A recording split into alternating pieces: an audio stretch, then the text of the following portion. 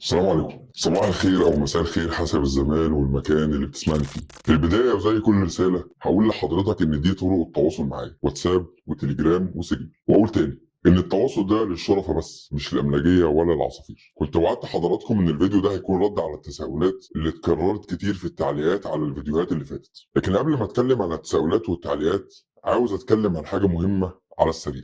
سؤال لقيادات القوات المسلحة، هو يعني ايه اي حد عاوز يروح الحي عشان يطلع ترخيص انه يبني بيت او عمارة يبقى مطلوب منه انه لازم يدفع مبلغ مالي لحساب هيئة الشؤون المالية للقوات المسلحة؟ المبلغ بحد ادنى 2000 جنيه وحد اقصى 4000 جنيه، والحساب ده بتتجمع فيه كمية فلوس رهيبة بتعدي 500 مليون جنيه شهريا. ده وصل الدفع بتاع الفلوس في احد الوحدات المحلية اللي موجودة بالالاف في مصر كلها، والمبلغ واضح قدام حضرتك اهو 2000 جنيه، والدفع لحساب هيئة الشؤون المالية للقوات المسلحة، وده رقم الحساب وده تاريخ التوريد في اكتوبر 2025، يعني حاجة جديدة خالص. بالمناسبة الحساب ده اللي رقم قدام حضرتك ده حساب مفتوح في بنك مصر فرع عباس العقاد. السؤال بقى، الفلوس دي بتدفع تحت بند ايه؟ فردة ولا اتاوه ولا بلطجه ولا ايه بالظبط؟ طب مين بيراقب على الفلوس دي؟ يعني الفلوس دي بتروح فين بعد كده؟ ما هو احنا لو في بلد محترمه وفيها مؤسسات رقابيه محترمه كان الوصل ده يستلزم البحث وفتح تحقيق، لكن طبعا كل ده مش موجود عندنا، والشعب الغلبان بيدفع فلوس مش عارف بتروح فين، وطبعا مفيش حد له صلاحيه انه يسال الجيش بيجيب الفلوس منين ولا بيصرفها ازاي. عشان كده بقول لك ارجع للرساله رقم 11 وشوف البنود بتاعت وثيقه المحاور الخمسه لتطوير القوات المسلحه المصريه، وشوف المحور الاول والمحور الثاني. بخصوص موضوع الفلوس والهبره عند القيادات الكبيره، انا هقول رساله مشفره هتوصل لاصحابها. القيادات الكبيره اللي في المجلس العسكري وتحديدا القاده اللي على كتفهم رتبه الفريق او الفريق اول، يعني اعلى مستوى من القياده العسكريه، هقول لحضراتكم كلمتين. هل حضراتكم مبسوطين بالميجا دي؟ فرحانين انكم عايشين في العز والفلوس اللي بتتاخد من دم الشعب بدون وجه حق؟ يعني مثلا سياده الفريق زوج السيده راويه ووالد الانسه بسمله، اكيد مدام راويه وانسه بسمله من حقهم انهم يعيشوا في مستوى كويس، ومن حقهم يعيشوا في مدينه ساحليه على البحر، ومن حقهم انهم يفتخروا انهم عايشين مع قائد من قاده القوات المسلحه المصريه، خاصه وان حضرتك ما وصلتش للمنصب ده غير بعد تعب وبهدله. وانا عارف ان الميري عندكم غامق زي لون البريد بتاعكم، لكن هل المدام والاولاد عايشين في مستوى كويس من فلوس الناس اللي بتتاخد بدون وجه حق؟ طبعا انا بضرب مثال بس بسياده الفريق اللي هو واحد من ضمن اربع خمس بني ادمين فيك يا مصر، وبالتالي الرساله هتوصل. ده بس مجرد مثال باسامي مميزه، ولو عاوزين كل مره انادي على حد من حضراتكم بالبيانات دي واكتر منها انا ممكن اعملها، لكن بشكل عام انا قصدي كل قيادات القوات المسلحه. لو حضراتكم بتاخدوا فلوس ومش عارفين او مش مهتمين تعرفوا الفلوس دي بتيجي منين، اديني بقول لكم دي فلوس بتتاخد بدون وجه حق من الناس اللي مش عارفين بيدفعوها ليه وتحت بند ايه. انا بقول لحضراتكم الكلمتين دول عشان لما الناس اللي في الشارع تتحرك تبقوا عارفين الناس دي بتتحرك ليه، وتبقوا واخدين قرار هتقفوا مع مين. ونفس الكلام بقوله لزمايل الضباط واخواتي صف الضباط، لما الناس تتحرك في الشارع لازم تبقوا عارفين الناس دول اتحركوا ليه وتبقوا واخدين قرار هتقفوا مع مين. انا كده خلصت الكلمتين اللي في الاول، نخش بقى على التساؤلات والتعليقات. ومعلش هبدا بالتعليق بتاع المعرصين اللي بيقولوا ما تظهر بشكلك واضح وقول لنا انت مين. طب انا هسالك سؤال، انت ليه ما بتقولش لبتاع الشرطه ده ورينا وشك وعرفنا شخصيتك؟ بلاش ده، ليه ما كلمتش البغل اللي راح يقبض على بنت كاشفه وشها وهو مغطي وشه؟ ليه ما قلتلوش ورينا وشك وعرفنا شخصيتك؟ طيب بلاش دول خالص، لما ضباط المباحث يدخلوا بيتك وهم لابسين ملكي تقدر تقول لحد منهم عاوز اتاكد من شخصيتك وان حضرتك ظابط اصلا؟ عارف ليه انت ما بتقولش كده وجاي تقول لي الكلمتين دول؟ عشان انت عرس. تعليق تاني برضو بيكتبوا الكائن العرس لما اعرض اي وثيقه تلاقيه كتب دي وثيقه مفبركه.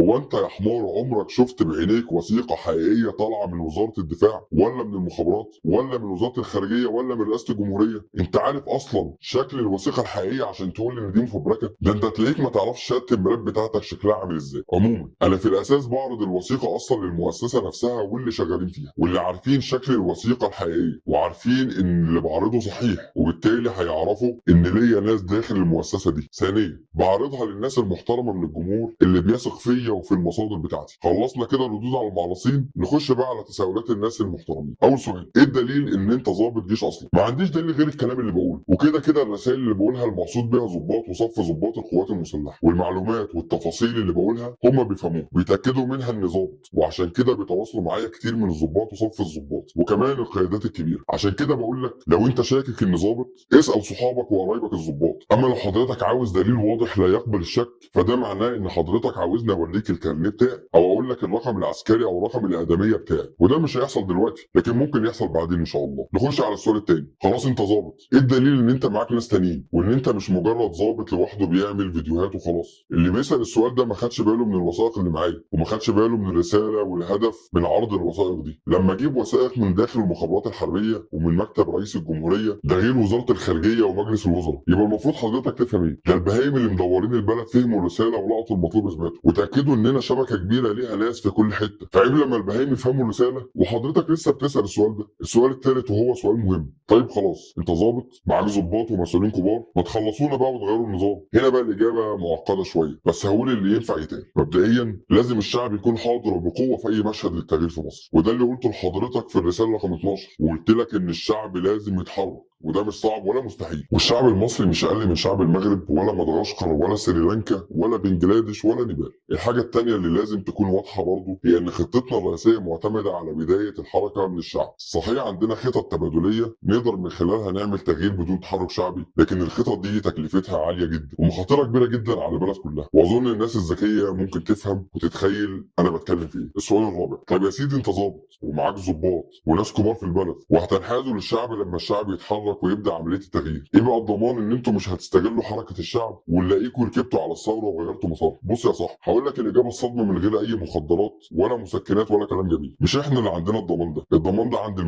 المدنيين اللي لازم يكون عندهم وعي وخبره سياسيه ويساعدوا العسكريين اللي عندهم وعي ان الثوره ما تتسرقش. واظن ان الشعب المصري لما يكرر المحاوله خلال 15 20 سنه من التجربه اللي فاتت بتاعه 2011 وتكون الدروس اللي اتعلموها لسه طازه في دماغهم ويكون الناس اللي شافوا الغلطات وعاشوها بنفسهم لسه موجودين، اظن ده كله ضمان ان الغلطات اللي حصلت ما تتكررش. والمحصله في الاخر ان القوى السياسيه المدنيه هي اللي هيكون عندها الضمان ان الجيش ما يسرقش الثوره. اخر تعليق عاوز ارد عليه وهو تعليق متكرر ان ايمن الكاشف ده اشتغاله من اشتغالات المخابرات وكل ده عشان تنفيذ غضب الناس بس. يعني مثلا ده تعليق على رساله رقم 12 بيقول على فكره ده شغل مخابرات علشان يقدروا يوصلوا للناس ان في تغيير قادم من الجيش ومحدش يعمل ثوره ويفضل الموضوع مستمر لسنين والناس تعول عليهم. بص يا صاحبي انا ممكن اكون تنفيذ لغضب الناس لو قلت لك ما تعملش حاجه وخليك نايم على الكنبه والجيش هو اللي هيخلص الموضوع بالشرف اللي فيه، فانت ساعتها تتبسط وتفسد دماغك وما تعملش حاجه. لكن اللي بيحصل العكس، ده انا بقول لك لازم تتحرك انت الاول، والناس اللي موجودين في الجيش وداخل مؤسسات الدوله مش هينفع يعملوا حاجه غير لما حضرتك